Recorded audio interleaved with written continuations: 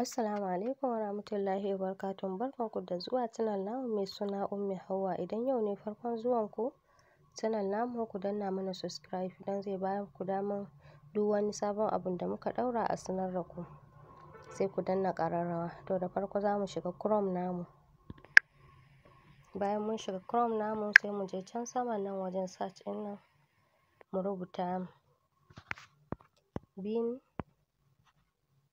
image creator, gashi nan ma ya fito, sai mu shiga cikinsa.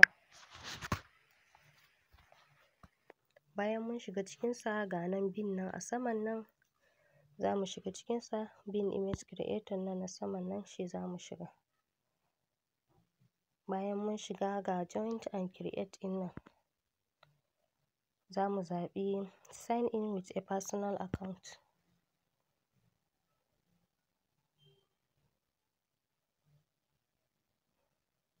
Bayan mun zaɓa za mu shiga wajen create fan ɗin nan.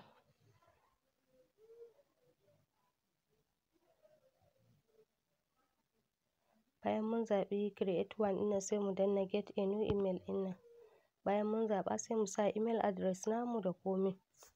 Sai ku koyi yanda na koya muku yanda ake yin register na bin ɗin a wancan bidiyon da na muku.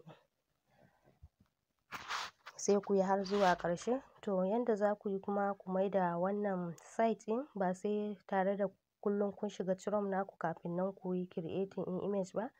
Za mu shiga can sama wajen ɗigo ukun nan.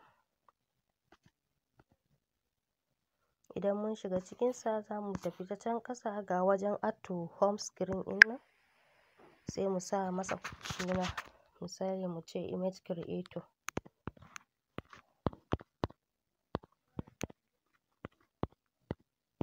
Sai mu sa add. To ni zai tambaye ni add automatically, zan danna. Ko ba lallai ya tambaye ku haka ba. Na gode. Kar ku manta ku danna mana like, ku danna mana subscribe, ku danna mana alamar ƙararrawa. Na gode.